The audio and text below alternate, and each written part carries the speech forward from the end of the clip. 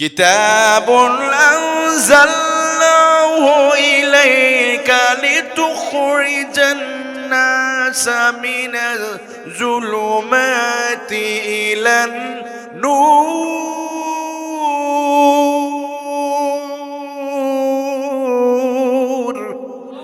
আল্লাহ রাব্বুল আলামিন বলে, বান্দারে আমি রব্বুল আলামিন তোমাদের শ্রেষ্ঠত্ব ধরে রাখার জন্য শ্রেষ্ঠ কিতাব আমি পাঠিয়েছি। তোমরা শুনে রাখো, এই কিতাবের সাথে যতদিন তোমাদের সম্পর্ক থাকবে, এই কিতাব তোমরা যতদিন মানবে ততদিন তোমাদের ধ্বংস হবে না। রাসূলুল্লাহ বিদায় হজের ভাষণে যতগুলো বক্তব্য দিয়েছিল তার মধ্যে অন্যতম একটা বক্তব্য ছিল, তারাকতু ফীকুম আমরাইন লান তাদিল্লু মা তামাসসাকতুম বিহিমা কিতাবাল্লাহ ওয়া সুন্নাত রাসূলি। নবী বলেন, ও আমার কলিজার টুকরা সাহাবীরা শোনো, এটাই হয়তো আমার জীবনের শেষ রমাদান, শেষ হজ হতে পারে, এটাই হয়তো আমার জীবনের শেষ ভাষণ হতে পারে আমার সাহাবীরা শোনো। তবে আমি তোমাদের মাঝে এমন দুইটা জিনিস রেখে গেলাম, যদি ওই দুইটা জিনিস যদি তোমরা আঁকড়িয়ে যদি ধরতে পারো, লান তাদিল্লু, তাকিদ শব্দ ব্যবহার করে রাসূলুল্লাহ বলেন কোশ্চিন কালো তোমরা কোনোদিন ধ্বংস হবে না। আমার প্রিয় ভাইরা, নবী বললেন কোরআন আর সুন্নাহ যদি তোমরা আঁকড়িয়ে ধরো কোনোদিন ধ্বংস হবে না। কিন্তু বলেন তো প্রিয় ভাইরা, আমরা কি কোরআনকে মানি না? তবে হ্যাঁ, কোরআন দুইটা জায়গাতে মানে, এই জন্য বাংলাদেশে দুইটা জায়গায় শান্তি আছে। মসজিদে ইমাম সাহেব নামাজ পড়ে আল্লাহর হুকুমে না নিজের আইনে, আল্লাহর বিধান অনুযায়ী নামাজ, ওনার ব্যক্তিগত আইনতে পড়ে না। সে কি করে? নামাজ। আচ্ছা, মাগরিবের নামাজ কোন খতিব যদি 3 রাকাতের জায়গায় যদি 4 রাকাত পড়ে, আমরা কি ওই ইমামের পিছনে নামাজ পড়বো? আমরা বলো, হুজুর আসসালামু আলাইকুম, চলে যান, তাই না? লোকমা দিয়ে দিও পিছন থেকে। তার মানে মসজিদের ভিতরে আল্লাহর হুকুম চলে, কোরআন মেনে আল্লাহর আইন অনুযায়ী মসজিদে আমরা নামাজ আদায় করি বলে মসজিদে কোনো মারামারি নাই, সাফাত ফাসাকুদ্দিমা নাই। একই কাতারের ভিতরে বিভিন্ন মার্কার, বিভিন্ন মতের, বিভিন্ন আদর্শে মানুষ নামাজ আদায় করে, কোনো গুতাগুতি আছে? একই কাতারে সব দলের মানুষ নামাজ পড়ে, কোনো ঝগড়া নাই, মারামারি নাই। আবার চলে যান কবরস্থানে, দাফন কাফন করা হয় কার নিয়মে। এমন একটা মানুষ কোরআন অনুযায়ী চললো না, তারপর মরার সময় মিল্লাতে রাসূলি বলে আমরা কবর দেই। যদিও কোরআন মানে নাই, জীবিত অবস্থায় কোরআন সহ্য করতে পারে নাই, কোরআন আন্দোলন সহ্য করতে পারে নাই। পাঞ্জাবিওয়ালারে বুকে বড় জ্বালা, পাঞ্জাবি দেখলেই বুকে জ্বালা উঠতো। ওই মানুষটা মরার সময় একটা পাঞ্জাবি পরে যখন কবর দেই, ওই মানুষগুলো কবরে যাওয়ার পরে কোনো গুতাগুতি আছে? কবরের মধ্যে কোনো মারামারি নাই। মাঝে মাঝে তো বুদ্ধিজীবী কবরস্থানে আমাদের যেতে হয়, এয়ারপোর্টে যদি যাই দেখি এই যে বুদ্ধিজীবী কবরস্থানে, আহারে কত পণ্ডিত ঘুমিয়ে আছে, যারা একসময় বলেছিল টুপিওয়ালাদের দেখলেই গালি দিত, পাঞ্জাবি দেখলেই বকা দিত, আলেমদেরকে বলতো, মসজিদ মাদ্রাসা দেখলে বলতো ব্যাংকের ছাতার মতো মাদ্রাসা তৈরি হচ্ছে, ঢাকার মোড়ে মোড়ে এত মসজিদ, কেন এত মসজিদ বানাতে হবে, এত আজানের নাকি শব্দ দূষণ হয়। এখন কোথায়? বাংলাদেশে আজান এখন আছে, কিন্তু ওই সমস্ত কুলাররা বাংলার জমিনে নাই। আছে? নাই। আজান আছে, কিন্তু ওই কুলাররাই বাংলার জমিনে নাই। যারা বলেছিল আলেমদেরকে, হুজুরদেরকে দেখলেই জঙ্গিবাদ আর মৌলবাদ বলে দিত, বাংলার জমিনে হুজুররা ঠিকই আছে, কিন্তু কুলাঙ্গার বাংলার জমিনে নাই। আলেমদেরকে যতবার গালি দিয়েছে, আলেমদেরকে অভিশাপ দিয়েছে, আলেমদের মিথ্যা মামলা দিয়ে আলেমদের ইজ্জত যারা কেড়ে নিয়েছিল, আজকে তাদের ইজ্জতই দুনিয়াতে নাই। এজন্য আল্লামা সাঈদী সতর্ক করতো না যে সতর্ক হয়ে যান, একটা ফুলের বাগান ধ্বংস হওয়ার জন্য একটা হদম পেশায় যথেষ্ট। আপনার গাছের ডালে ডালে হদম পেশা বসে গেছে, আপনি বুঝতে পারেন নাই। হুজুরদের ইজ্জত নিয়ে খেলা করছেন, এমন একটা দিন আসবে যেদিন পালাবার রাস্তা খুঁজে পাবেন না। আচ্ছা, আল্লামা সাঈদী রহমতুল্লাহ আলাইহি কথাটা বাস্তবে হুবহু পরিণত হয়েছে না ভাই? হয়েছে কি না? আজকে আছে যারা বলেছিল যে আলেমদেরকে যারা কষ্ট দিয়েছে, আজকে আলেমরা ঠিকই আছে, যে আলেমদেরকে বুড়িগঙ্গা পানিতে চুবাবে ওই আলেমরা এখনো আছে, কিন্তু ওই যারা চুবাবে তারাই দেশে নাই। কবির প্রেমে মতওয়ারা হয়, সকলে বলি বালাগাল উলা বিকামালিহি কাশাফাত দুজা বিজামালিহি হাসনাত জামিউ খিসালিহি সাল্লু আলাইহি। মুসলিম আমি সংগ্রামী, আমি চির রণবীর, মুসলিম আমি সংগ্রামী, আমি চির রণবীর। আল্লাহকে সারা কাউকে মানি না, আল্লাহকে সারা কাউকে মানি না। লিল্লাহ তাকবীর, লিল্লাহ তাকবীর, লা ইলাহা লা ইলাহা ইল্লাল্লাহ, লা ইলাহা ইল্লাল্লাহ, লা ইলাহা লা ইলাহা ইল্লাল্লাহ মুহাম্মাদুর রাসূলুল্লাহ সাল্লাল্লাহু আলাইহি ওয়াসাল্লাম। লোহাগাড়া থানার অন্তর্গত ঐতিহ্যবাহী পদুয়া নিস্তালু কিশোর আলো পরিষদের উদ্যোগে আয়োজিত 12তম বিশাল ঐতিহাসিক সিরাতুন নবী সাল্লাল্লাহু আলাইহি ওয়াসাল্লাম মাহফিলের সম্মানিত সভাপতি অধ্যক্ষ মাওলানা আকম হামিদুল হক, আমির বাংলাদেশ জামায়াত ইসলামী পদুয়া ইউনিয়ন শাখা, আল্লাহ তাআলা ওনাকে কবুলে মঞ্জুর করেন বলে আমিন। সেই সাথে প্রধান অতিথি হিসেবে নাম রয়েছে সাতকানিয়া লোহাগাড়ার মাটু মানুষের নেতা, যাকে সকলে এক নামে এক ডাকে আপনারা চিনে থাকেন, জননেতা আলহাজ শাহজাহান চৌধুরী, সাবেক এমপি, কেন্দ্রীয় কর্ম পরিষদ সদস্য, বাংলাদেশ জামায়াত ইসলামী মনোনীত সংসদ সদস্য প্রার্থী, চট্টগ্রাম 15। আল্লাহ তাআলা অনেক কবুলে মঞ্জুর করে বলো আমিন। প্রধান মেহমান জননেতা আলহাজ নাজমুল মুস্তফা আমিন। সেই সাথে আজকে প্রধান আলোচক হিসেবে আলোচনা রেখে আমাদের ধন্য করবেন মুফতি মোহাম্মদ কাজী ইব্রাহিম। উনি ইতিমধ্যে এসে গেছে। আল্লাহ তাআলা ওনার জবান থেকে যেন গুরুত্বপূর্ণ কিছু কথা আমরা শুনে আমল করতে পারি, আল্লাহ তৌফিক দান করেন। আমাদের আরেকজন আলোচক, সারা বাংলা আলোড়ন সৃষ্টিকারী বক্তা মাওলানা মাহমুদুল হাসান সাহেব ইতিমধ্যে এসেছেন, হয়তো প্রস্তুতি নিচ্ছে, আমার আলোচনা করে চলে আসবে। আল্লাহ যেন আমাদের প্রিয় ভাইকে কবুল করেন, সকলে বলে আমিন। স্টেজ ভাই, আমার একান্ত প্রীতিতুল্য বাবাজিরা, আমার প্রিয় যুবক ভাইয়েরা, স্নেহের আদরের সোনামণিরা, পর্দার অন্তরালে মা বোনেরা, সূচনা লগ্নে সালাম নিবেদন করছি, আসসালামু আলাইকুম ওয়া রাহমাতুল্লাহি ওয়া বারাকাতুহু। সম্মানিত বন্ধুগণ, প্রিয় ভাই সব, আমরা যখন মাহফিলে এই মুহূর্তে আলোচনায় বসেছি, পৃথিবী কোথাও মানুষ নিরাপদ নয়। দেশের আমরা এমন একটা সময় বসবাস করছি, দেশের যিনি প্রধান রাষ্ট্রপতি তিনিও নিরাপদ নয়। এক দেশের রাজা আর এক দেশের প্রধানমন্ত্রীকে উঠে নিয়ে যায়। এতে কি বোঝা যায় না পৃথিবীতে কি মানুষ নিরাপদে কি আছে? দেশের রাষ্ট্রনায়ক নিরাপদ নাই। ভেনিজুয়েলা দেখেছেন, একজন প্রধানমন্ত্রীকে উঠে নিয়ে চলে গেছে আমেরিকা। আজও পর্যন্ত কোনো মিডিয়া আমেরিকাকে টেররিস্ট বলল না, বলল না। মিডিয়া তখন বলে যখন মুসলমানরা যখন নিজের আত্মরক্ষার জন্য ঢিল মারে, পাথর মারে, তখন এই তথাকথিত হলুদ মিডিয়াগুলো তখন তার মৌল। অথচ আমেরিকা একটা স্বাধীন দেশের তার বউকে নিয়ে ঘুমিয়ে আছে, বিবিকে সহ নিয়ে চলে গেল গোটা পৃথিবীর। কোথায় সে সাংবাদিক হলো, কোথায় সে মানবতা? আজকে কেউ কোনো কথা বলে না। এই জন্য আমি মনে করি কিসের শান্তি? পৃথিবীর মানুষ কোথাও নিরাপদ নয়, আমরাও নিরাপদ নাই। আছে নাকি? হোসাইন মোহাম্মদ এরশাদ একটা কথা বলতেন যে মানুষ ঘরে বাইরে থাকলে খুন, ঘরে থাকলে গুম। ওইটা সময় চলছে না? আমরা অনেক বড় আশা করে শান্তিতে নোবেল পাওয়া ব্যক্তিকে আমরা ক্ষমতায় বসিয়ে আমরা স্বপ্ন দেখেছিলাম, মনে হয় এবার আমাদের দেশে শান্তি কায়েম হয়ে যাবে, তাই না? ডক্টর ইউনূস কিছু ক্ষেত্রে আলহামদুলিল্লাহ সফল হয়েছে, আমাদেরকে ধন্যবাদ দিতেই হবে। উনি যা করেছে আমরা হয়তো গত 50 বছর করতে পারি নাই। কিছু কিছু ক্ষেত্রে সফল হয়েছে, কিন্তু অনেক ক্ষেত্রে উনি ব্যর্থ হয়ে গেছে। উনি শান্তি প্রতিষ্ঠা করতে পারে নাই। যদিও তিনি শান্তিতে নোবেল পাইছে, এরপরে তিনি শান্তি প্রতিষ্ঠা করতে পারেন না।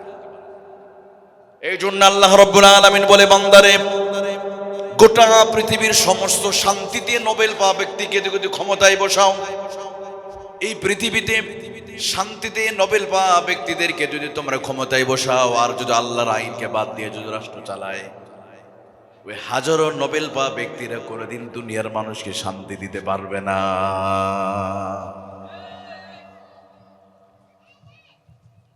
فمن تبع هداي فلا خوف عليهم ولا هم يحزنون।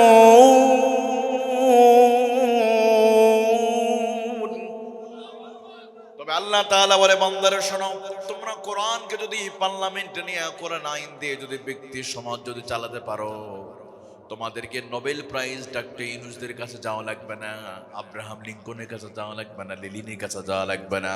কোরআন যদি তোমরা মেনে নিতে পারো, লা খাউফুন আলাইহিম ওয়ালা হুম ইয়াহজানুন।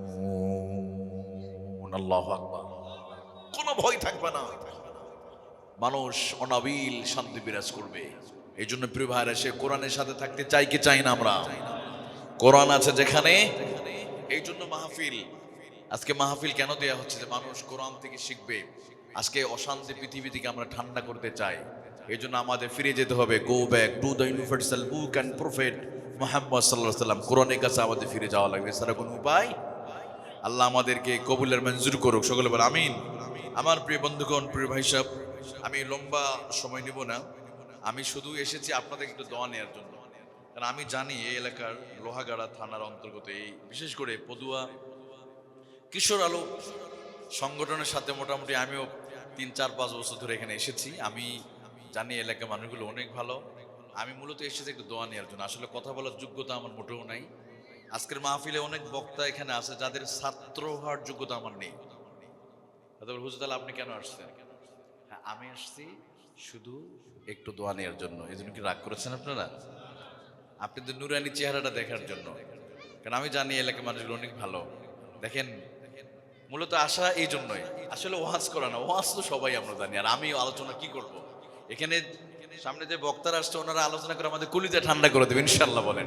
আমি অল্প সময়ে আমি এখানে পাশে আরেকটা যাবো আলোচনার জন্য, তার আগে একটু দোয়া নিব। এই জন্য আমি ছোট্ট একটা সূরা থেকে, যে সূরাটা আমাদের পেটের ভিতরে আছে, এমন একটা সূরাতে কথা বলবো। কষ্ট হবে আপনাদের? কোরআনুল কারিমে মোট সূরা আছে 114টি সূরা, এর ভিতরে 95 নম্বর সূরা, সূরা 3 থেকে কথা বলবো। কোন সূরা? সূরা 3। চলুন দেখি আল্লাহ তাআলা এই সূরার ভিতরে আল্লাহ কি বলেছে। আল্লাহ তাআলা সূরাটা শুরু করেছে কসম করে। মাঝে মাঝে দেখবেন বিভিন্ন সূরা শুরুতে আল্লাহ কসম করে সূরা শুরু করেছে, ওই জিনিসটা গুরুত্ব বোঝার ক্ষেত্রে। কিন্তু সূরা 3-এর শুরুতে আল্লাহ তাআলা দুইটা পবিত্র বরকতময় ফলের কসম করার পরে 4 নম্বর আয়াতে গিয়ে আল্লাহ তাআলা বলেন, মানুষ তোমাদের সুন্দর করে আমি বানিয়েছি, সুন্দর করে সৃষ্টি করেছি। ফলের সাথে সৌন্দর্য সম্পর্কটা কি, আমরা এটা আজকে দেখবো ইনশাআল্লাহ। আল্লাহ তাআলা আমাদেরকে বলছেন সুন্দর করে কসম করছে। আল্লাহ রাব্বুল আলামিন সূরা 3 শুরু করলেন কসম দিয়া, ওয়াত-তিনি ওয়াজ-যাইতুনি ওয়া তুরি সিনিনা ওয়া হাযাল বালাদিল আমিন। আল্লাহু আকবার। আল্লাহ তাআলা এই সূরাটি শুরু করলেন কসম দিয়া।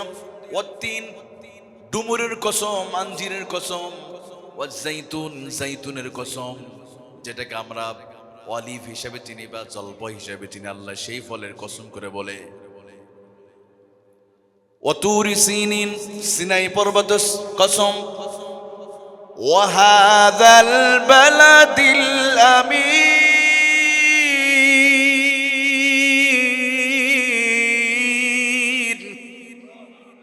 নিরাপদ শহরের কসম।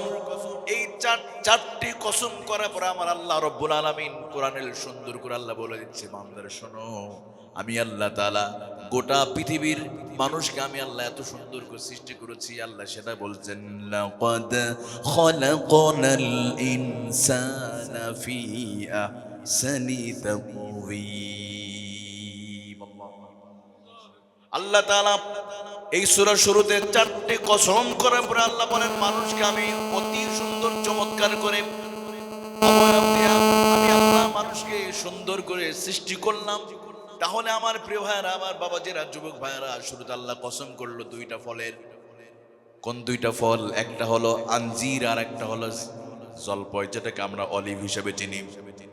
এরপর আল্লাহ তাআলা পাহাড়ের কসম, সিনাই পর্বতের কসম, এরপর কসম করলেন নিরাপদ শহরের কসম। তারপর আল্লাহ বলেন, মানুষকে আমি আল্লাহ সুন্দর করে সৃষ্টি করে। তার মানে আল্লাহ বোঝাতে চায়, বান্দারা আমি আল্লাহ শুধু মানুষকে শুধু সুন্দর করেই বানাই নাই, এই মানুষের সৌন্দর্যটা ধরে রাখার জন্য আমি আল্লাহ তাআলা পৃথিবীতে যেই 2টা ফল পাঠিয়েছি, বিশেষ করে ডুমুর আর আঞ্জির যদি কেউ যদি খেতে পারে, জাইতুন যদি কেউ যদি খেতে পারে আর মাখতে পারে, ওই মানুষগুলো তাদের লাবণ্যতা, তাদের সৌন্দর্য বেশি দিন ধরে রাখবে। শুধু সৌন্দর্য সৃষ্টি করে তিনি বসে নেই, সৌন্দর্য চর্চা করার সেই বস্তুটাও আল্লাহ তাআলা তৈরি করেছে। তিন এমন একটা ফল যেটা খেলে আপনার শরীরের লাবণ্যতা ধরে রাখতে পারবেন। সুবহানাল্লাহ বলেন না। আল্লাহ শুধুই সুন্দর করে সৃষ্টি করে নেই, সৌন্দর্য ধরে রাখারও সেই কেমিক্যাল, সেই ঔষধ আল্লাহ তাআলা দিয়ে দিয়েছিল শুরুতেই। সেটা কি? তিন। এটা কোন ফল? জান্নাতের জাতীয় ফল বলা হয়। সুবহানাল্লাহ বলেন না। আচ্ছা বলেন তো, বাংলাদেশের জাতীয় ফলের নাম কি? কাঁঠাল। হ্যাঁ, কিন্তু কাঁঠালের মৌসুম আসলে অনেকে খায় না এটা। বাংলাদেশের জাতীয় মাছের নাম কি? ইলিশ। একদম পাঙ্গাস বলছে। আমি মনে করি এটা ডিলিট করা উচিত, ইলিশ না, এখন পাঙ্গাস দেওয়া দরকার। এখন আর মানুষ ইলিশ খায় না। সবাই কি খেতে পারে? তো যাক, জান্নাতের জাতীয় ফলের নাম এই তিন ফল। এটা এমন একটা বরকতময় ফল। দেখেন, জাপানের একদল গবেষক বিজ্ঞানীরা দীর্ঘদিন ধরে রিসার্চ করছিল, তারা গবেষণা করছিল কিভাবে মানুষের লাবণ্যতাটা ধরে রাখা যায়, কিভাবে সৌন্দর্য যৌবনটা ধরে রাখা যায়, কিভাবে বিভিন্ন ফলের উপর তারা এক্সপেরিমেন্টস করা শুরু করলো। কখনো কখনো কোন ফল গবেষণা করলো, আপেল আঙ্গুর নিয়ে গবেষণা করে শুরু করে দিল, কিন্তু এতে তারা রেজাল্ট পেল না। কখনো সবজি নিয়ে গবেষণা করলে তো ফল পেল না। যখন সূরা ৩ পড়তে গিয়েছে, দেখে এই সূরার শুরুতে আল্লাহ তাআলা দুইটা ফলের কসম করার পরে ৪ নম্বর আয়াত আল্লাহ বলেন, লাকাদ খালাকনাল ইনসানা ফি আহসানি তাকওয়ীম।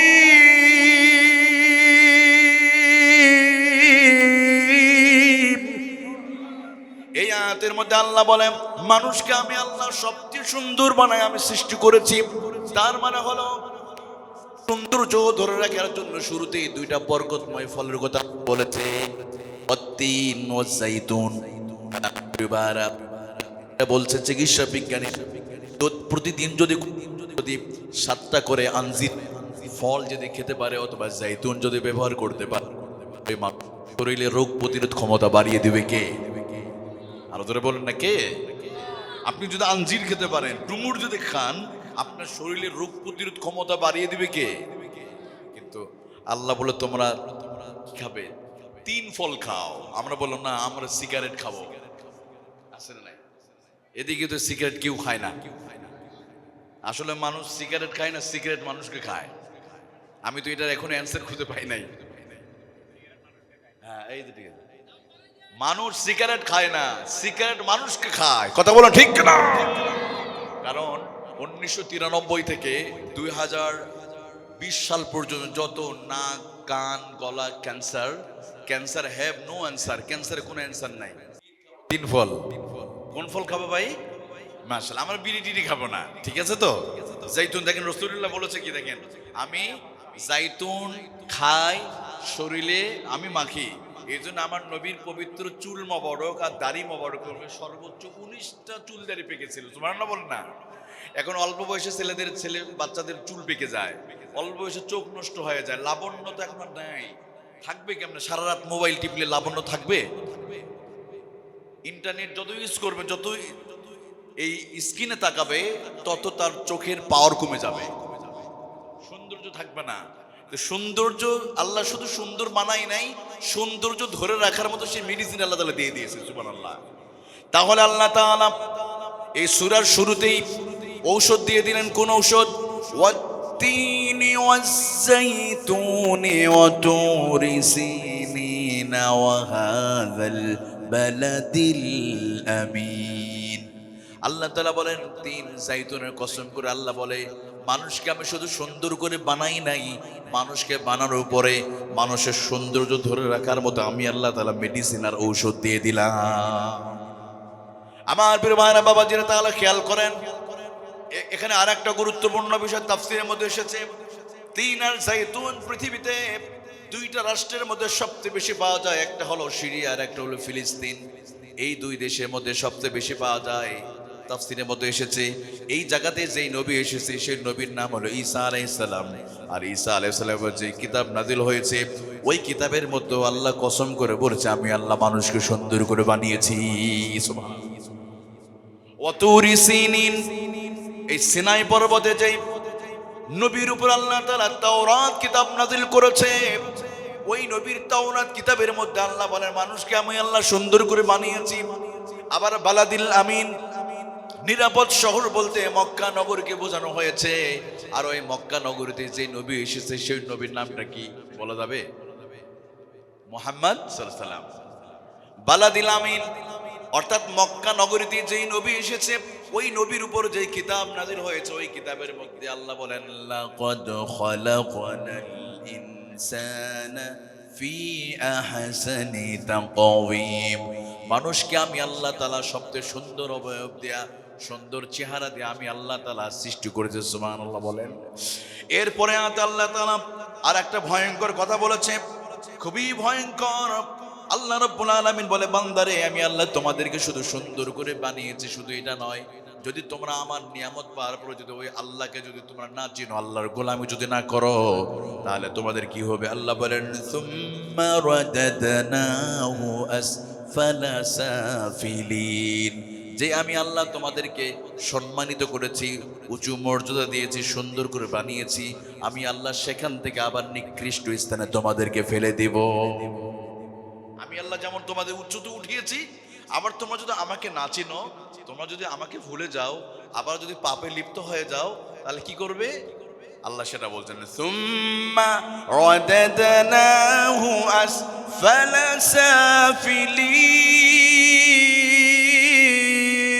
সাফিলিন। আমার আল্লাহ বলে যদি তোমরা ওই আল্লাহকে না চিনো, যে আল্লাহ তাআলা এত সুন্দর করে বানালো, এত সুন্দর চেহারা দিয়েছে কে? এই চোখটা কে বানালো? এই চোখটা দিয়ে যদি 24 ঘন্টা শুধু যদি মোবাইলে দেখি, যদি আল্লাহর কোরআন যদি না পড়ি, এই চোখটা দিয়ে যদি মসজিদে যদি না যাই, সারাদিন যদি মোবাইল টিপে আর নেংটা সিনেমা যদি দেখি, তাহলে এই চোখটা কেড়ে নেবে কে? আরো ধরে বলেন। কিন্তু অনেক মুসলমান আমরা আছি, হারে 24 ঘন্টার ভিতরে আমরা আমাদের আল্লাহর চোখটা দিয়ে শুধু মোবাইলকে সময় দিয়ে আমরা 10 থেকে 12 ঘন্টা, অথচ 24 ঘন্টার ভিতরে আল্লাহকে 1 ঘন্টা সময় দিন আমরা। 5 ওয়াক্ত নামাজ পড়তে লাগে কত ঘন্টা ভাই? 1 ঘন্টা। জোহরে 10 মিনিট, জোহরে 10, আসরে 10, মাগরিবে 10, এশায় 20, ফজরে 10, কত হলো? 7 মিনিট। যে আল্লাহ তাআলা ধরেন আমাদের যদি চোখ না থাকতো তাহলে চেহারা সৌন্দর্য থাকতো না। আল্লাহ তাআলা এত সুন্দর করে বানালো, এত সুন্দর চোখটা দিল। আল্লাহর চোখটা দিয়ে আমরা ফেসবুক দেখলাম, ইউটিউব দেখলাম, মেসেঞ্জার দেখলাম, হোয়াটসঅ্যাপ ঢুকলাম, আরে এগুলোতে ঘন্টা পর ঘন্টা সময় দিলাম, কিন্তু আল্লাহর চোখটা দিয়ে এই বছরে 2025 সালের ভিতরে একটা খতম কোরআন আমরা পড়তে পারলাম না। অথচ অনেকে আছে সকালবেলা ঘুম থেকে উঠে পত্রিকা পড়ে, প্রথম অন্ধকার, প্রথম আলো, যুগান্তর, ইত্তেফাক, আছে না নাই? সকালে ঘুম থেকে উঠে পত্রিকা পড়ে, ফেসবুক তাকায়, ফেসবুকে দেখে, কিন্তু কোরআন কোরআনে আছে না নাই? অথচ নবীজি বলেন আন-নাজরু ইলাল মাসহাফ, বান্দা যদি কোরআনের অক্ষরের দিকে যদি তাকায়, যতক্ষণ তাকাবে ততক্ষণ আল্লাহ বান্দার চোখের গুনাহগুলো মাফ করে দেয়। এই জন্য আল্লাহ তাআলা বলেন সুম্মা রাদাদনাহু আসফালা সাফিলিন।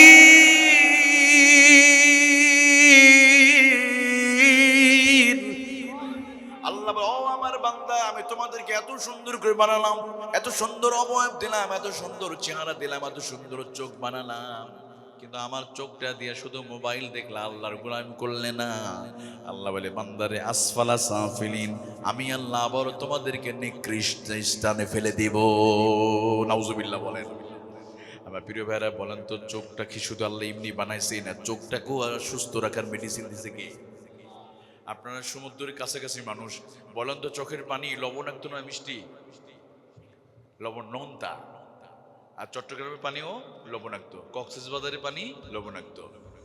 এই চোখটা শুধু আল্লাহ বানাই নাই, এই চোখ সুস্থ রাখার জন্য আল্লাহ তাআলা একটা মেডিসিন পাঠায় দিল, লবণাক্ত পানি নামক। এই মেডিসিন যদি না থাকতো মানুষের চোখ নষ্ট হয়ে যেত। কিন্তু মানুষের চোখের পানি কেন লবণাক্ত? বিজ্ঞান গবেষণা করেছে। ডাক্তার উইলিয়াম ফে 1 বছর নয়, 2 বছর নয়, 20টা বছর ধরে মানুষের চোখ নিয়ে তিনি গবেষণা করে দেখলো, আহারে মানুষের চোখের পানি যদি লবণাক্ত যদি না হতো, এই পৃথিবীতে মানুষ 1 মিনিটের জন্য পৃথিবীতে বেঁচে থাকতে পারতো না। যদি চোখের পানি লবণাক্ত না হতো। লবণ কি করে আমরা জানি, লবণ পচন দূর করে। আচ্ছা, কুরবানির চামড়াতে প্রথম আমরা কি করি? লবণ দেই, তাই না? দেখবেন কুরবানি আসলে গভর্নমেন্ট লবণের উপর ছাড় দিয়ে, ডিসকাউন্ট দিয়ে দেয়, লবণের দাম কমায় দেয়, কারণ প্রচুর পরিমাণ লবণ দিয়ে আমরা প্রথমে ফার্স্ট টাইম রিফাইন করি, তাহলে পচন ধরবে না। ঠিক তেমনই আমাদের চোখের পানিটা লবণাক্ত বানায় দিলে কারণ হলো একটাই, এই চোখের ভিতরে প্রতি মুহূর্তে প্রতি সেকেন্ডে সেকেন্ডে ময়লা আবর্জনা ধুলোবালি প্রবেশ করে। আচ্ছা, এত দূরের কথা বাদ, আমি আপনাদেরকে বলি, এই মোবাইলে যে কভার লাগানো আছে, 1 মাস 2 মাস পর কভারটা খুললে কত ময়লা জমে যায়, তাই না? অথচ 50টা বছর হয়ে গেল আপনার, এই 50 বছরের ভিতরে কোনোদিন কি আপনি চোখটা কি ওয়াশ করেছেন? আপনি এমন কেউ আছে? হুজুর, আমি কেরানিং হাটে গিয়া মাঝে মাঝে চোখ ওয়াশ করি, এমন কেউ আছে? সামান্য মোবাইলে এত ময়লা যদি জমতে পারে, আরে মানুষের চোখের ভিতরে কি পরিমাণ ময়লা প্রবেশ করেছিল। আমার আল্লাহ যদি লবণাক্ত পানি নামক পাউডার যদি না বানাতো, তাহলে মানুষের চোখ এক মুহূর্তের জন্য টিকতো না। ডাক্তার উইলিয়াম ফে বলে, ওই লবণাক্ত পানি নামক মেডিসিন দিয়া প্রতি মুহূর্তে যত আবর্জনা পড়ে, আমার আল্লাহ সবগুলো তিনি পরিষ্কার পরিচ্ছন্ন করে দেয়। فبأي آلاء ربكما تكذبان।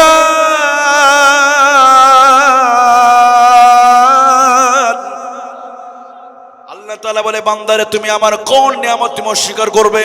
আমি আল্লাহ এত সুন্দর করে বানালাম, যে আল্লাহ চোখ শুধু বানাই নাই, চোখটাকে সুস্থ রাখার মতো লবণাক্ত নামক পানি এটা দিয়ে আল্লাহ তাআলা মেডিসিন পাঠায় দিল। উইলিয়াম ফে বলে, গোটা পৃথিবীর সমস্ত বিজ্ঞান এক জায়গায় একত্রিত হয়ে 1 ফোঁটা লবণাক্ত পানি বানাতে পারবে না। তাহলে এই চোখটা শুধু বানাই নাই, চোখটাকে সুস্থ রাখার জন্য মেডিসিন পাঠাইছে কে? তাহলে এই চোখটা দেখি শুধু মোবাইল দেখবো না, মাঝে মাঝে কোরআন পড়বো ভাই? হ্যাঁ, কোরআন। এখানে একটু বলুন, এই 3 জিনিসের দিকে তাকালে গুনাহ মাফ করে দেয় কে? আন-নাজরু ইলাল মাসহাফ, বান্দা যদি কোরআনের অক্ষরের দিকে যতক্ষণ তাকাবে, আল্লাহ ততক্ষণ চোখের গুনাহগুলো মাফ করে দেবে।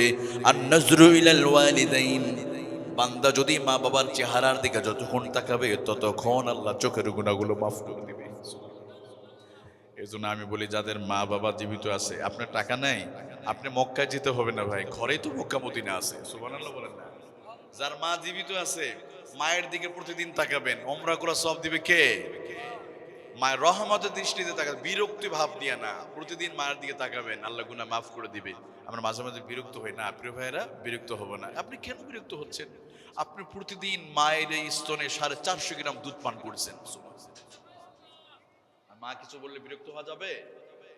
আন-নাজরু ইলাল কাবা, বাইতুল্লাহর দিকে যতক্ষণ তাকাবে, ততক্ষণ আমার আল্লাহ তাআলা গুনাহ মাফ করে দিবে। তাহলে শুধু চোখ নিয়ে যদি আমি কথা বলি, আল্লাহ তাআলা আমাদের সুন্দর করে বানালো, শুধু বানাই নাই, বানানোর পরে এই সৌন্দর্য চর্চা করার মতো মেডিসিন আমার আল্লাহ তাআলা দিয়ে দিয়েছে। সুবহানাল্লাহ বলেন? তাহলে আল্লাহ তাআলা বলেন, সুম্মা রাদাদনাহু আসফালা সাফিলিন।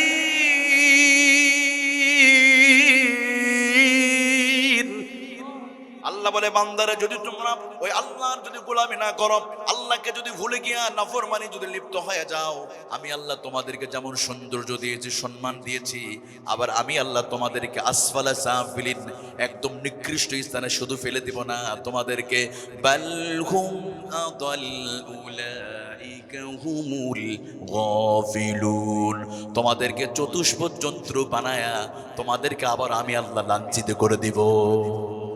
যদি আমরা আল্লাহকে না মানি, আল্লাহর নিয়ামত পেয়ে আল্লাহকে ভুলে গেলাম, পাপ করলাম চোখটা দিয়া, আল্লাহ কি করবে? আসফালা সাফিলিন, আল্লাহ আবার নিচে ফেলে দিবে। আমার প্রিয় ভাই, এখানে একটা শানে নজরুলের ছোট একটা ঘটনা আছে। খলিফা মানসুরের সময় একজন মন্ত্রী পরিষদ একজন ব্যক্তি, সে তার বিবিকে অনেক ভালোবাসতো। তো হঠাৎ একদিন রাতের বেলা, চাঁদনি রাতে, বাগদাদ নগরী কোনো একটা গ্রামে এসে ঘুরতে গিয়ে আকাশে চাঁদ দেখে বলে, বিবি তুমি যদি ওই চাঁদের চাইতে যদি সুন্দর না হো, তাহলে তুমি তালাক। এমন একটা কথা বলে ফেলে, আবেগে বলে, আমরা আবেগে বলি না, তোমাকে আকাশে চাঁদ এনে দেবো, ওইটা এনে দেবো, বলে কিনা ছেলে? বলে কিনা? তো খলিফা মানসুরের ওই মন্ত্রী পরিষদের ব্যক্তি, তার নাম মুসা বিন ঈসা, তাফসীরে মারুফুল গণে এসেছে। উনি বলছে, বিবি তুমি যদি চাঁদের চাইতে যদি সুন্দর না হও, তাহলে তোমাকে তালাক। এবার বিবি পেরেশানির মধ্যে পড়ে গেল। স্বামী হঠাৎ বিপদের মধ্যে, কি ব্যাপার, তুমি এমন কথা কেন তুমি বলতে গেলে? আমি তো আসলে চাঁদের মতো সুন্দর না, আমার চেহারাতে এত সুন্দর নয়, তুমি কেন এই কথা বললে? পেরেশানির মধ্যে পড়ে গেছে, বিছানা আলাদা হয়ে গেছে। সকালবেলা সমস্ত ইমামদের একত্রিত করা হলো। তখন ইমাম আবু হানিফার ছাত্র তখন বেঁচে ছিল। ওই অনুষ্ঠানের ভিতরে খলিফা মানসুর তিনি জীবিত, তিনি স্টিল ছিলেন। সবাই ফতুয়া দিল, বউ তালাক হয়ে গেছে, কারণ চাঁদের চাইতে তার বিবিটা এত সুন্দর নয়। কিন্তু ওই অনুষ্ঠানের এক ফোনের ভিতরে একজন ইমাম আজম আবু হানিফার ছাত্র, তিনি মুখটা নিচু করে বসেছিলেন। এবার খলিফা মানসুর বলে, কি ব্যাপার, সবাই ফতুয়া দিল, তুমি একটু ফতুয়া দাও, তার বিবি কি তালাক হয়ে গেছে কিনা? এবার তিনি বলে, না না, তালাক হয় নাই, কারণ আল্লাহ তো কোরআনে বলেছে, লাকাদ খালাকনাল ইনসানা ফি আহসানি তাকওয়িম, আমি আল্লাহ মানুষকে সবচেয়ে সুন্দর করে আমি আল্লাহ বানিয়েছি। সুবহানাল্লাহ। এখানে আহসান আল্লাহ কামার তো বলে নাই, লাকাদ খালাকনাল ইনসানা ফি আহসানি কামার। কি বলেছে? আল্লাহ তো এটা বলে নাই যে আল্লাহ চাঁদকে সবচেয়ে সুন্দর করে বানিয়ে, আল্লাহ বলেছে মানুষকে সুন্দর করে বানিয়েছে। সুবহানাল্লাহ বলেন না? আপনাদের কষ্ট হচ্ছে নাকি আমার প্রিয় ভাইরা? তবে হ্যাঁ, এই আয়াতের পরে আল্লাহ বলেন, যদি কেউ যদি দুইটা কাজ যদি করতে পারে তাদেরকে আল্লাহ তাআলা সম্মানিত করবে, আল্লাহ তাআলা চিরস্থায়ী পুরস্কারের ব্যবস্থা করে দিবে। ইল্লাল্লাযীনা আমানু ওয়া আমিলুস সালিহাতি ফালাহুম আজরুন গায়রু মামনুন।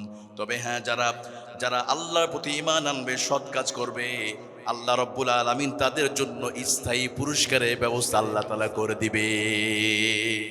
যারা ঈমান আনার পরে সৎ কাজ করবে, ভালো কাজ করবে। তবে সৎ কাজ করতে গেলে একা পারা যায় না, সৎ কাজ করতে গেলে সমষ্টিগতভাবে করতে হয়। আপনি যদি সমাজের অন্যায় যদি বন্ধ করতে চান, একা সৎ কাজ করতে পারবেন না, একা অপরাধ বন্ধ করতে পারবেন না। অপরাধ বন্ধ করতে হলে, সৎ কাজ করতে গেলে ওই পার্লামেন্টে কোরআন পাঠাতে হবে, সমষ্টিগতভাবে করতে হবে, একা পারা যাবে। এই জন্য আমাদের কি করতে হবে? পার্লামেন্টে সৎ মানুষদেরকে পাঠাতে হবে। যদি ওখানে আল্লাহওয়ালা, টুপিওয়ালা, দাড়িওয়ালা সৎ মানুষকে যদি পাঠানো যায়, এই বাংলার চিত্র পরিবর্তন করে দিবে। কথা বলো ঠিক কিনা? এই জন্য আমাদের সৎ মানুষের শাসন দেখতে হয়, তাহলে ওখানে কোন মানুষকে পাঠাতে হবে ভাই? ভালো মানুষদেরকে। তো সামনে 12 তারিখ আসতেছে, এর আগে আমাদের সিদ্ধান্ত নিতে হবে, আর নয়, আমরা এদেশের নেতৃত্ব কর্তৃত্ব গত 54 বছর ধরে আমরা রাম আর বামদের হাতে দিয়েছিলাম, এখন আর রাম আর বামদের হাতে দিব না। এখন থেকে টুপিওয়ালা, দাড়িওয়ালা সৎ মানুষদেরকে পার্লামেন্টে পাঠাতে চাই। কথা বলে ঠিক কিনা? কারা কারা চান পার্লামেন্টে কোরআন পাঠাতে চাই? দুই হাত উঁচু করে আল্লাহকে দেখান। কষ্ট হচ্ছে নাকি আপনাদের? এটা তাকবীর দিতে হবে, কারণ শুরু তো কেবল আলোচনা, তাই না? কষ্ট হচ্ছে নাকি? বক্তারা রেডি হয়ে আছে না? এখনো ভয় আছে আপনাদের? না আপনি ধরে নিয়ে যাবেন নাকি? মামলা ভয় আছে আপনাদের এলাকার? নদী সাহেব তো নাই, ওনার চামচারা তো একসময় স্টেজ থেকে আমাদের নামিয়ে দিয়েছে একসময়, আমিও তার মধ্যে একজন ছিলাম। একটু সরাসরি অপমান করে বার করছে, কিন্তু সেদিন কিছু বলে নাই, শুধু আল্লাহ আল্লাহ তুমি বিচার করো করছে না? কথা বলা ঠিক না? এজন্য এখন ভয় না, বাঘের মতো স্লোগান দেবেন, কথা বলবেন। কথা বলা ঠিক কিনা? আমার প্রিয় ভাই, আমি আলোচনার শেষের দিকে চলে, যেহেতু আমি একটা সূরা নিয়ে কথা বলতে যাচ্ছি, সেখানে চলে যাচ্ছি। আল্লাহ তাআলা এবার পরে 2 আয়াতের মধ্যে আল্লাহ বলেন, বান্দারে এত কিছু করার পরে তোমরা কিভাবে আল্লাহকে ভুলে যাও? কিভাবে তোমার বিচার দিবসকে তোমরা ভুলে যাও? ফামা ইউকাযযিবুকা বা'দু বিদ্দীন আলাইসাল্লাহু বিআহকামিল হাকিমিন। ফামা ইউকাযযিবুকা বা'দু বিদ্দীন, কিভাবে তোমরা বিচার দিবসকে তোমরা অস্বীকার করো? কিভাবে কঠিন ওই মুসিবতের দিনকে তোমরা অস্বীকার করো? কিভাবে বিচার দিবসকে যদি তোমরা ভয় করতে, তাহলে তোমরা আল্লাহকে ভুলে থাকতে না। আল্লাহকে যদি ভয় করতে, একটা মানুষ কখনো পাপ করতে পারতো না। তাহলে আমার প্রিয় ভাইরা, এখানে মূল কথা হলো, আমরা যদি আল্লাহকে যদি ভুলে যাই, আল্লাহ তাআলা তিনি আমাদেরকে ভুলে যাবে। আমাদেরকে যত সম্মানিত করেছে, আল্লাহ তাআলা সম্মান দিয়েছে, মর্যাদা দিয়েছে, সুন্দর চেহারা দিয়েছে, শ্রেষ্ঠত্ব দান করেছে, কিন্তু সেই কাজ যদি না করি, আমাদের মর্যাদা কারিয়ে নিবে কে? একটা উদাহরণ দেই, গাড়ি যত দামি, অ্যাক্সিডেন্ট তত ডেঞ্জারাস, ভয়ঙ্কর। গাড়ি যত দামি, অ্যাক্সিডেন্ট তত ভয়ঙ্কর। আচ্ছা, দুইটা বাইসাইকেল অ্যাক্সিডেন্ট করলে মানুষ কি মারা যাবে? সাইকেলের দাম কত? 10,000 করে 20,000 টাকা দাম। তো দুইটা সাইকেল অ্যাক্সিডেন্ট করলে মানুষ মরে না, চামড়া কেটে যাবে। সাইকেলের চাইতে একটু দাম বেশি হুন্ডার বাইকের। যদি R15 হয় তাহলে তো 3 লাখ 4 লাখ টাকা দাম, তাই না? তাহলে গাড়ি যত দামি অ্যাক্সিডেন্ট তত ভয়ঙ্কর। একটা হুন্ডার চাইতে দাম বেশি প্রাইভেট কারের দাম হলো 30 থেকে 40 লক্ষ টাকা দাম। দুইটা প্রাইভেট কার যদি অ্যাক্সিডেন্ট হয়ে যায়, শতকরা 100 জনের ভিতরে 50 জনের মৃত্যুর সম্ভাবনা আছে। প্রাইভেট কারের চাইতে বেশি দামি একটা বাসের, কোন বাসের 70-80 লক্ষ টাকা দাম, 1 কোটি টাকা দাম। দুইটা বাস যদি অ্যাক্সিডেন্ট হয়ে যায় 100%-এর ভিতরে 70% মানুষের মৃত্যুর সম্ভাবনা আছে। বাসের চাইতে দাম বেশি হলো ট্রেনের দাম বেশি। দুইটা ট্রেন দুর্ঘটনার শিকার হলে শতকরা 100 জনের ভিতরে 80 জনের মৃত্যুর সম্ভাবনা আছে। এবার আসেন, ট্রেনের চাইতে দাম বেশি হেলিকপ্টার যদি ক্রাশ হয় শতকরা 100 জনের মৃত্যুর সম্ভাবনা আছে। আবার এর চাইতে আরো বেশি দাম বোয়িং 777 বিমান। আচ্ছা বলেন তো, বিমান যদি দুর্ঘটনা হয় সবাই কি বেঁচে যায়? তার মানে হলো গাড়ি যত দামি অ্যাক্সিডেন্ট তত ভয়ঙ্কর। আল্লাহ তাআলা আমাদেরকে উম্মত করে বানিয়েছে, শ্রেষ্ঠত্ব দিয়েছে, সুন্দর অবয়ব দিয়ে আল্লাহ আমাদের পাঠিয়েছে, সুন্দর বানিয়েছে। কিন্তু ওই আল্লাহকে যদি ভুলে যায়, আল্লাহর হুকুম যদি পালন না করে আল্লাহকে যদি ভুলে যায়, আল্লাহ বলে বান্দারে তোমাদের অ্যাক্সিডেন্ট তত মারাত্মক হয়ে যাবে। এই জন্য সে আল্লাহর গোলামি করার দরকার আছে না নাই? আরো ধরে বলেন, যে আল্লাহ সুন্দর বানাইছে, আল্লাহ বলেন শুধু আমি সুন্দর বানাই নাই, আমি আল্লাহ তোমাদের সৌন্দর্য ধরে রাখার মেডিসিন ঔষধ আমি আল্লাহ তাআলা দিয়েছি। আবার তোমাদের শ্রেষ্ঠত্ব ধরে রাখার জন্য আমি আল্লাহ 30 পারা কোরআনুল কারীম তোমাদের জন্য পাঠিয়েছি। কে পাঠিয়েছে? কিতাবুন আনজালনাহু ইলাইকা লিতুখরিজান الناس من الظلمات إلى النور।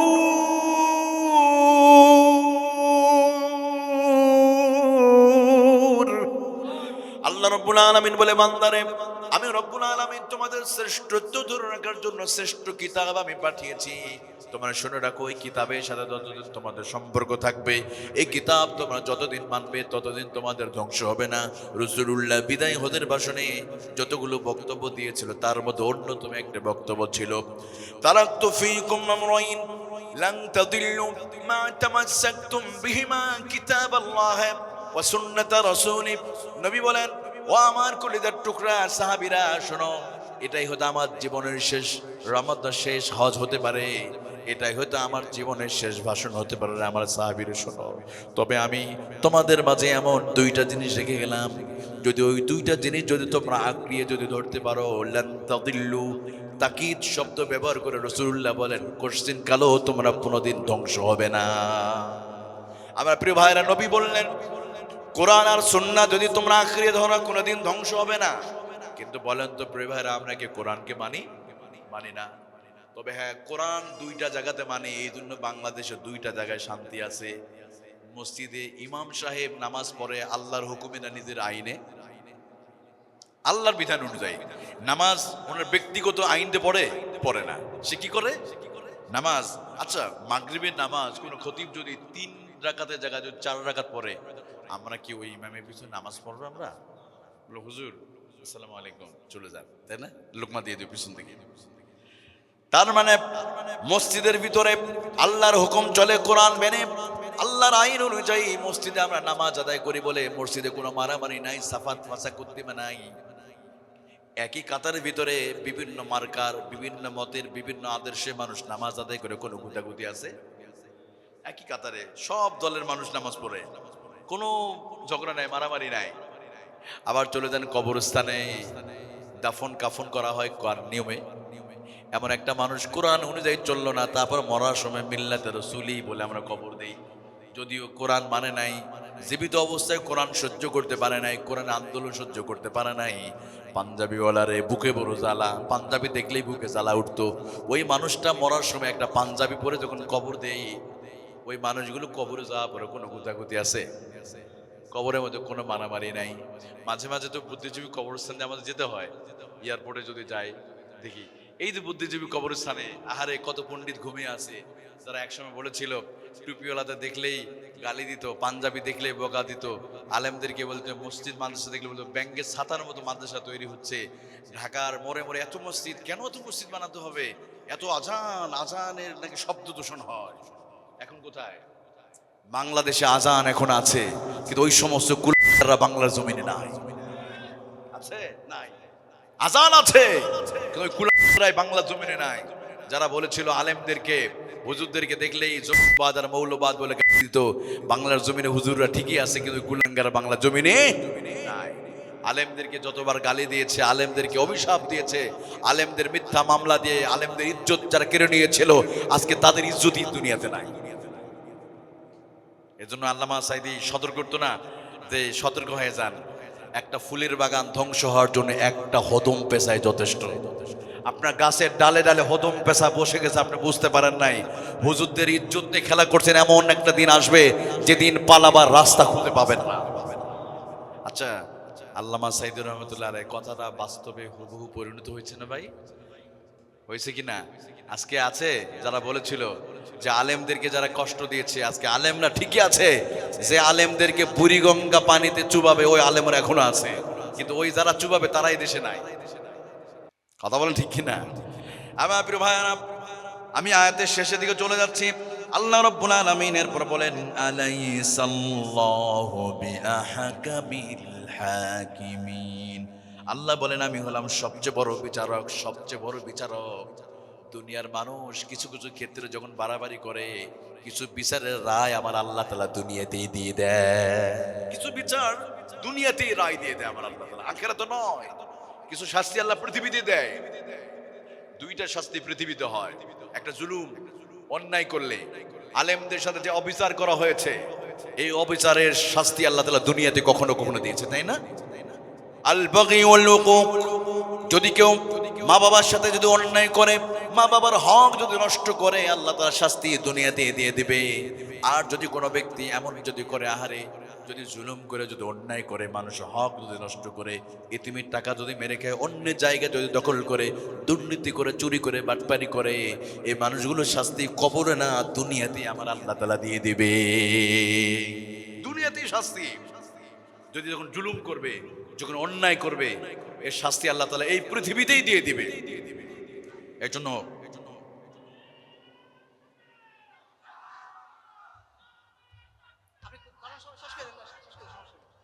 সম্মানিত প্রিয় ভাইরা, আমাদের দ্বিতীয় মেহমান চলে আসছে, আলহামদুলিল্লাহ বলেন না? তা আমি যেখানে আলোচনা করছিলাম, আলোচনা এখানে আমি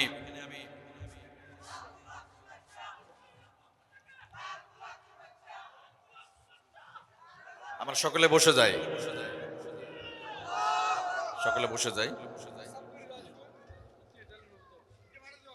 তো সূরা 3 থেকে, ছোট্ট এই সূরা থেকে যতটুকু আলোচনা করেছি, আল্লাহ তাআলা এই সূরার শুরুতে মহান আল্লাহ তাআলা কসম করে আল্লাহ তাআলা আমাদের সুন্দর কিছু কথা বলেছেন। এই কথাগুলো আল্লাহ তাআলা আমল করার তৌফিক দান করুক। আমাদের মেহমান চলে আসছে, তাই না? আমরা বসে যাই। আপনাদের কাছে দোয়া নিয়ে, দোয়া চেয়ে আলোচনা শেষ করছি। আমি আপনাদের একটু দোয়া চাই, মূলত এসেছে আপনাদের একটু দোয়া নেওয়ার জন্য। আপনারা দোয়া করবেন ইনশাআল্লাহ। এখন আলোচনা করবে আমাদের প্রিয় ভাই মাহমুদুর রহমান ভাই, চলে আসছে। আমি দোয়া নিয়ে চলে যাচ্ছি। ওয়া আখিরু দাওয়ানা আলহামদুলিল্লাহি রাব্বিল আলামিন। আইইউবি মিডিয়া, অপসংস্কৃতি মুক্ত আধুনিক ভিডিও সেন্টার।